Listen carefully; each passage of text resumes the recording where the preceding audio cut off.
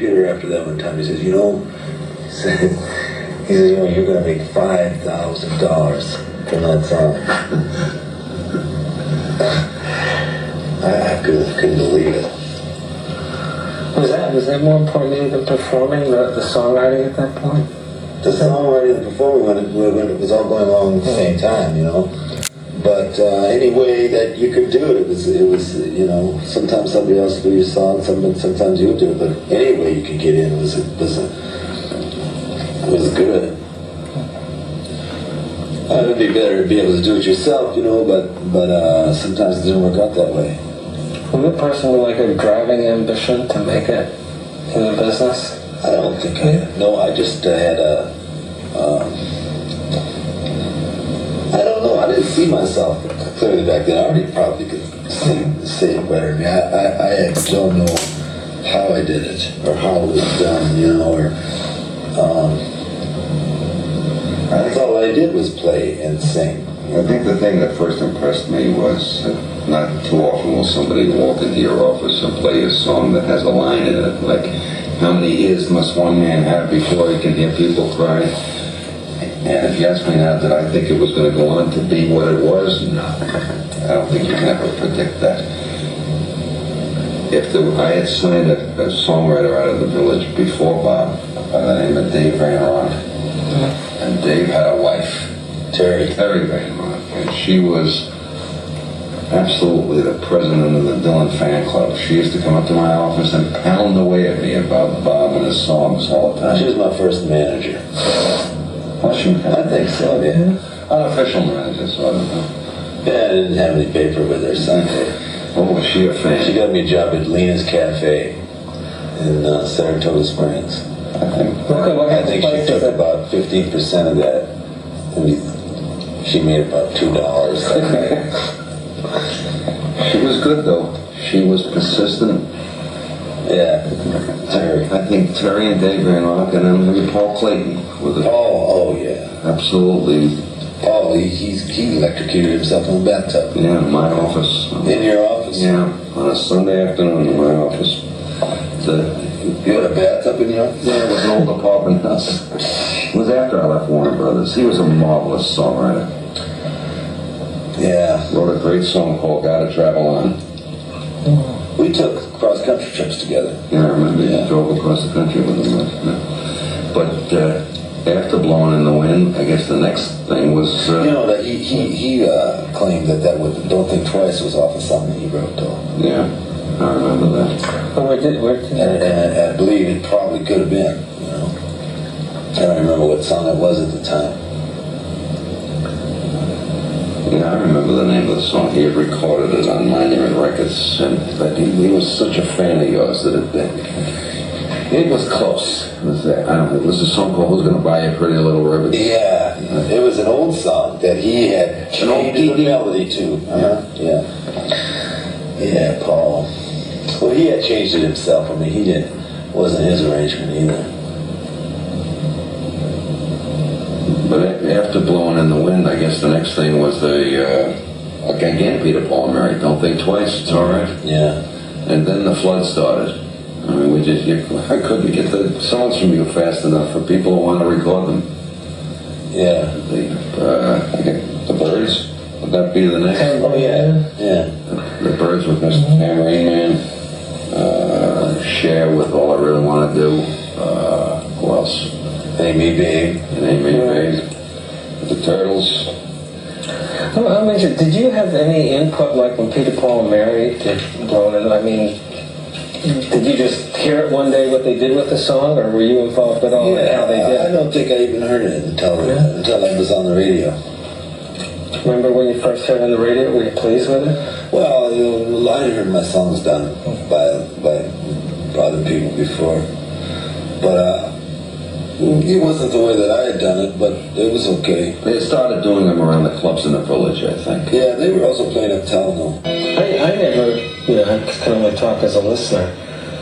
A lot of them just didn't have the passion behind them that your performances did. I mean, they were nice, but yeah, it's like when you're singing your own words.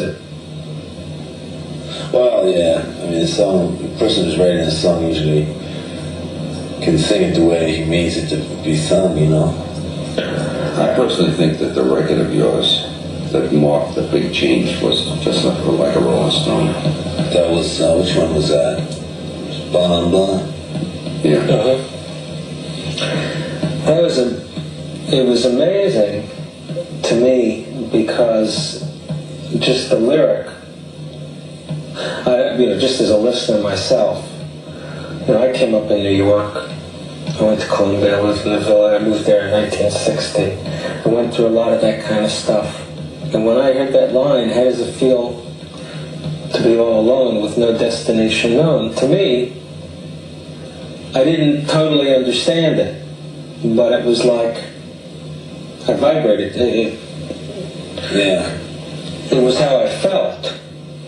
I think that... I have never been one to get into a good study of what not the lyrics. By each lyric. I think that I felt about like I used to feel in high school when they make us study Shakespeare and analyze every line. That's somehow I don't believe Shakespeare thought out what each line was going to be interpreted to mean 200 years later. Although it's interesting, we saw the Wembley show.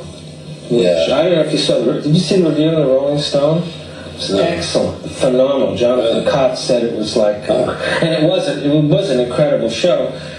The amazing thing to me about the show was how some of the songs, some of the older songs, sounded so contemporary, lyric, and you seem to still enjoy singing them. Well, to me, they are. They are. I mean, I never think of them as, here's a song that I wrote 30 years ago, let's see if it's still bring back that 30 years ago time, I never feel that way when I sing those songs.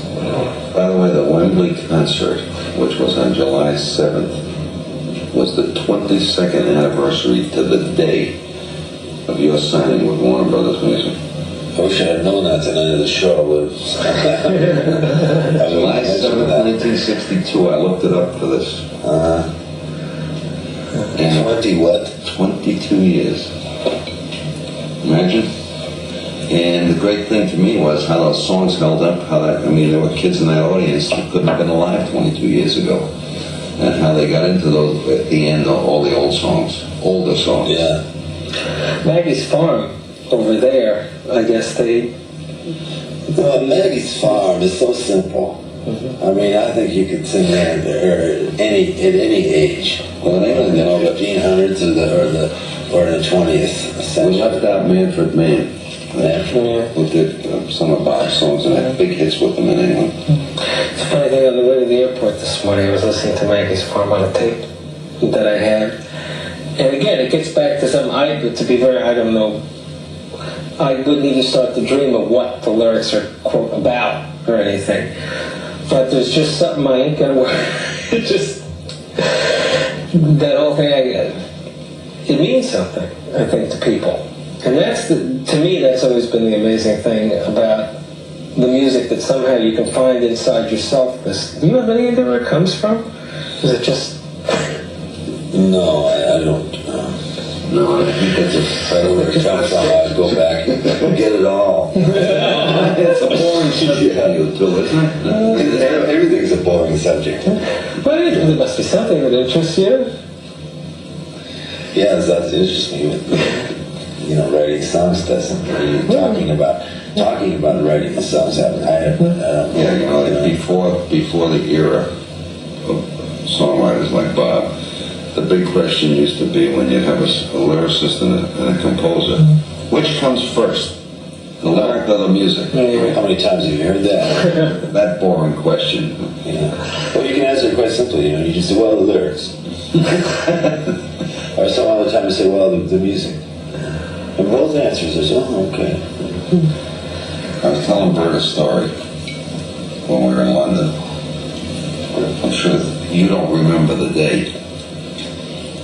I remember getting a call from somebody one day to come over to the studio. You were editing a single. And I get over there and you and whoever it was, I guess it must have been Tom Wilson, play me this single. can we get away with this on the radio? And it was called Everybody Let's Get Stoned. And now I said no. And whatever year this was, 18, 19 years ago, there was no way you could get away with that title at that time on the radio. I said, no, can't get away with this. Okay, we'll change the title. And so next thing you know, you come up with the title, Rainy Day Women. I said, no, Rainy Day Women, number 12 and 35. Now, for the next 10 years, I was asked the significance of the numbers 12 and 35 in that title. And I'm sure there is no particular... Well, there was a great significance to it at the time, you know. I know that we must have been. It wouldn't have been titled that for no reason whatsoever. I don't remember what that reason was.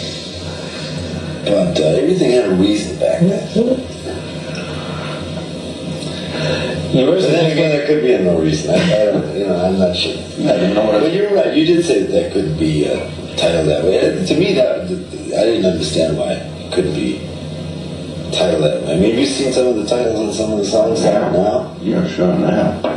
Or seen most of the stuff, I mean, in movies. I mean, just a regular PG movie today would be so offensive back in 1955 or sometime. Bob, in 1960, it was burnt.